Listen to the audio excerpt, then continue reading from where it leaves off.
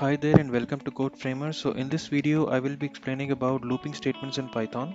So if you are new to programming or if you are learning Python as your first programming language, then it is very important for you to understand what are looping statements and also why they are generally used. So first, let us start with the question why looping statements are required. So if you think about it, we may be working in a large project with large team, or you could be working for a large organization for any particular domain. And also you can be working to create a large application. But end of the day, if you think about it, you are basically working to solve a particular problem, or basically you are trying to find a solution to a particular problem. And also, if you see in your day-to-day life as a developer, you will be coming across a lot of different problems, and you will have to be finding solutions to various problems and bugs in a regular basis. So sometimes, in order to find a solution, we will have to repeat our actions. Now, what I'm trying to say is, you will have to perform certain actions in a repetitive mode. Or you could think of it like taking same kind of actions on a range of items. For example, you have multiple items stored in a list and you want to loop through those items in the list and take certain actions. Similarly, you have a lot of items stored in a particular dictionary and you want to loop through all the keys in that dictionary and you want to make certain modifications in the value. Similarly, you can loop through string items also and you can take certain actions on each and every character which is stored in the string. And also you can loop through a range of numbers and one by one you can perform various mathematical operations on each number. So there are many possibilities with looping statements. So I hope that you are able to observe in all these examples that I gave that there will be many situations or almost we will be going through the situation many a times while finding various solutions to different problems that we will have to take repetitive actions on a range of items. So looping statements is a must for any developer to understand. We will code and see the results of all these examples shortly in the Jupyter notebook. But before that, I just want to give you some more examples of using looping statements in a practical world. For example, if you have a file which will have like 1,000 lines of data, and if you want to loop through each line and fetch certain word from that file, then you could imagine that you cannot write a code for each and every line in that file, right? So you have to use a looping statement so that you are able to loop through each of the line in that file and you will be able to fetch the required data as you want, and also you will be able to make modifications inside the file.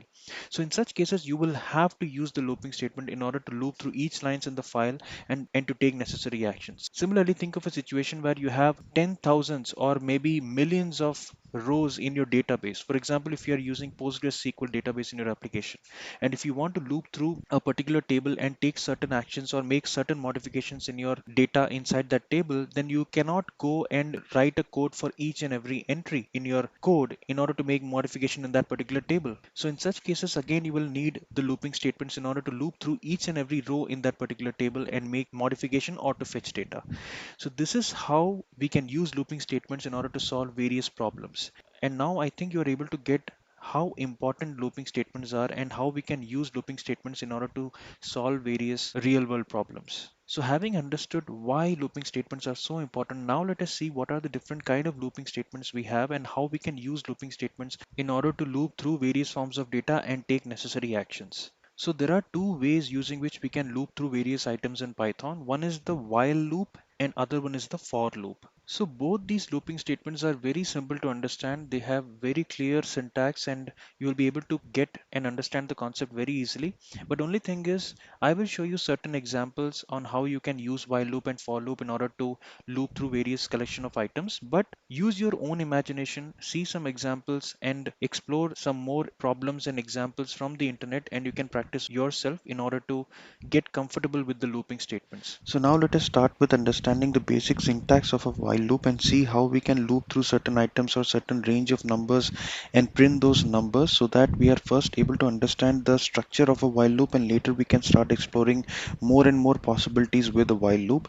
So say for example, if you want to loop through five numbers and you want to print those numbers. So how we can do that using a while loop? So first we have to always initialize a particular variable because when it comes to a while loop, we have to always count the number of times we are looping through certain items. Always remember that whenever it comes to a while loop, you will always have to count and take a measure of how many times you are looping through because remember that while loop will keep looping the items unlimited number of times if we do not control it. Okay, so it is very important for us to always control the loop when it comes to a while loop. Otherwise, it will go to infinite times of looping, which is something that we should always avoid. So in order to control the while loop and also in order to measure the number of loops we are making in a particular while loop, we have to always use a variable which will count the number of times we are looping through the while loop, and also along with that particular variable we also need a condition based on which we will be stopping our while loop at a certain point. So for example, as I told you earlier, that if we want to print first 5 numbers, like for example 1 2 3 4 5, then how we will do it, right? So in order to do it, first we have to initialize a variable, as I told, right? So we will write I is equal to 0, and then we will start writing our while loop. So here, as you can see, that I have initiated or created a new variable which is I, and I am just giving an initial value for that variable which is 0. So now I can write while I is less than 5. So this is my condition. So as you can see here, that I'm starting the syntax with the keyword while. And if you remember in our keyword session, that while is one of the keywords which Python uses and you cannot use it for any other purpose. So while is one of the keywords. So we are starting the statement with the while keyword, and then with one space we are giving the expression or nothing but the condition based on which we are going to stop our while loop. So here we are saying I should be less than 5. So basically we are saying that unless and until I is less than 5, you keep on continuing to print the variables which is stored in the while. But once I is equal to 5 or I is greater than 5, we can stop the while loop. So as you can see here, that we are basically limiting the while loop, which means we are basically avoiding the while loop to go for infinite number of loopings, right? And in the end, as you could notice, that we have given a colon. So whenever you are completing the while statement or the while expression, you will have to give a colon in the end, and then you can go to the next line and start writing the expression that you want to execute inside the while loop. So for example, here we wanted to print the variables which is stored in the I, right? So we can write print and then I. So this is what we want to do, where we just want to see how to print variable I. But remember one thing, that here we have to increment the variable I. After printing it, we have to increment it. And the reason for that is, since you can see that this while loop will continuously running until and unless the condition is met that I is less than 5. So again, if you do not increment the variable I at every loop, then you could imagine that this condition will never meet, and again the while loop will become infinite. So always think about a situation that your while loop should never go infinite, because this is a very basic example. In future, when you will be writing while loops in your projects or applications, then you must always ensure that the while loop is not going infinite, because that will completely crash your system, right? So you should be very careful while using the while loops. So here we can say I is equal to I plus 1. So here we are basically adding 1 to the I variable. So first the I will get initialized with 0 value, then the interpreter will go to the next line, which is it will execute the while looping statement, and here the value of the I will be 0. So 0 is less than 5. So since the condition is true, it will go inside the while loop, and then it will print the I in, and in this case it will be 0, and then I will get incremented by 1, which means now I will become 1, and now again it will go to the while loop. So here I will be 1, so which is again less than 5. So again I1 will be printed into your console, and then again I will be incremented to 2, and similarly it 2 will be less than 5 and 2 will get printed, and similarly for 3 and 4. So once the value of I becomes 4, until then the print statement will get executed. But once I gets incremented to 5, in that case 5 less than 5 will not be true, which means that the while statement condition will be failed when it comes to I is equal to 5 value.